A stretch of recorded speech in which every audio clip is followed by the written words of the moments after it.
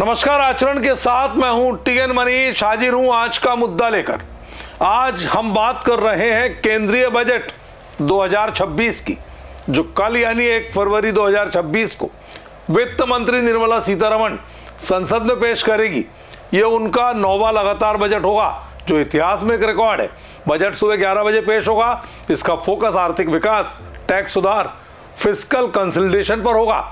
आर्थिक सर्वे 2025-26 के अनुसार जीडीपी ग्रोथ 6.8 से 7.2 रहने की उम्मीद। वैश्विक चुनौतियां, ट्रेड अनिश्चितता, महंगाई दबाव बढ़ा रही है। अब देखना है इस बार के बजट में क्या निकल सकता है।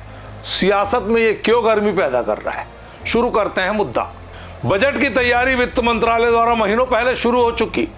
सितंबर 2025 में बजट सर्कुलर जारी किया गया, जिसमें मंत्रालयों से डेटा मांगा गया। प्री बजट कंसल्टेशन राज्य और यूनियन टेरिटरीज के साथ हुए, जहां फिस्कल प्राथमिकताओं पर चर्चा हुई। केंद्र सरकार ने इंफ्रास्ट्रक्चर, एग्रीकल्चर, एमएसएमई पर फोकस रखा। 31 जनवरी 2026 तक इकोनॉमी सर्वे पेश हो चुका, जो बजट का टोन सेट करता है। पीएम मोदी ने इसे सूचित नीति निर्माण का गाइड बताया। बजट 1 फरवरी को जारी होगा, जो रविवार है। यह पहला मौका है जब बजट वीकेंड पर पेश हो रहा है। तैयारी में टैक्स रिफॉर्म्स और कैपेक्स पर जोर है, लेकिन इकोनॉमिक क्रंच भी परेशान कर रहा है। जनता के लिए कितनी सुविधाएं पहुंचा पा रही हैं, जो बजट में इस बात पे चर्चा होनी चाहिए।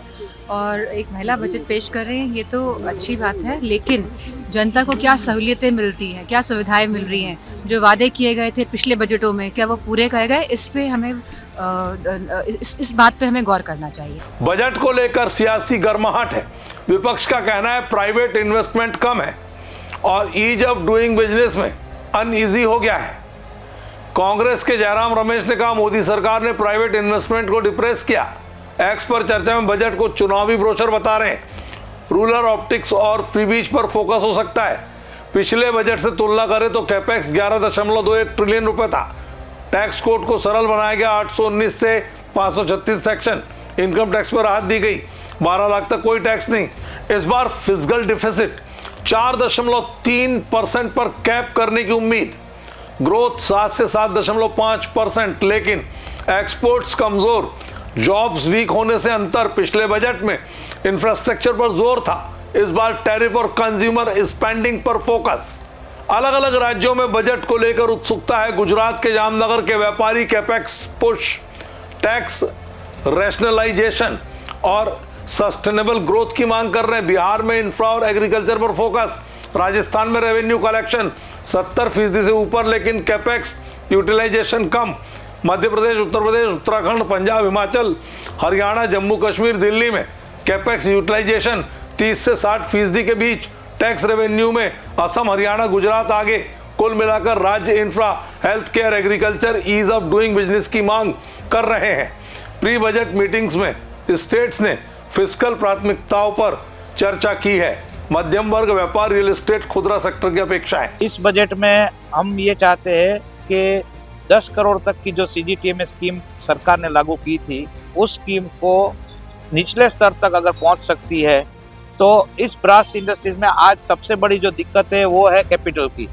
अगर कैपिटल स्मूथ हो सकती है तो ये इंडस्ट्री वापस अपना सुवर्ण आकार देख सकती है।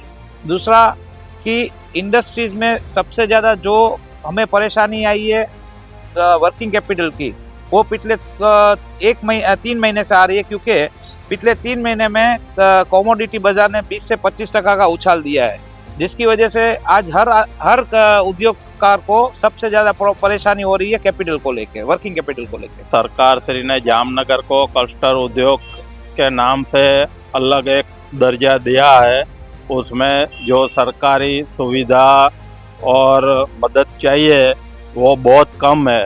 तो हमारा सरकार श्री से अनुरोध है कि हमें जितनी ज़्यादा से ज़्यादा मदद मिल सके छोटे उद्योगों को, वो उस तरीके से हमें मदद दी जाए और हम वर्ल्ड की और सब जगह के उद्योग है उसके साथ हम कंपटीशन कर सके। मध्यम वर्ग स्टैंडर्ड डिडक्शन 75,000 से 1 लाख करने, इनकम टैक्स स्लैब चेंज और होम लोन पर राहत की उम्मीद कर रहा है। व्यापार जगत कैपेक्स, रिफॉर्म्स और ईज ऑफ डूइंग बिजनेस चाहता है। Real estate sector tax relief affordable housing, payment expansion और इंडस्ट्री स्टेटस की मांग कर रहे हैं। खुदरा व्यापार, इंफ्रा डेवलपमेंट और टैक्स रेशनलाइजेशन के आगे बढ़ेगा। आम गृहणियां housing affordability, health care, education expenses पर राहत चाहती हैं। शिक्षा जगत में युवा higher R&D funding, skill development और क्वालिटी इंफ्रा की मांग कर रहे हैं। बेरोजगारी पर स्थिति चिंताजनक, अनएम्प्लॉयमेंट 4.5 से 5% रहने की उम्मीद। केंद्र सरकार मैन्युफैक्चरिंग, इंफ्रा और MSME में राहत देगी। जॉब क्रिएशंस के लिए कैपेक्स बढ़ाएगी। मुख्य योजनाएं rural assistance 1.7 lakh, Van Bandhu welfare 30,000 crore, green hydrogen, blue economy और AI मिशन।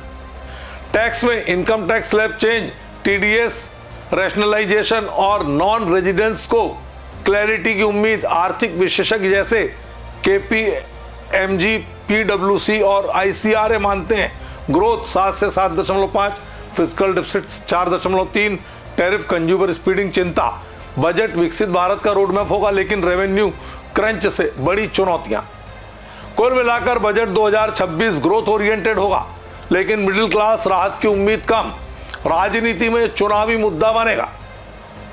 आप क्या सोचते हैं आम बजट को लेकर? अपनी राय कमेंट बॉक्स में अवश्य दीजिए। नमस्कार। देश दुनिया की सभी खबरें देखने के लिए जुड़े रहिए आचरण न्यूज से। आचरण न्यूज, हर कदम आपके साथ।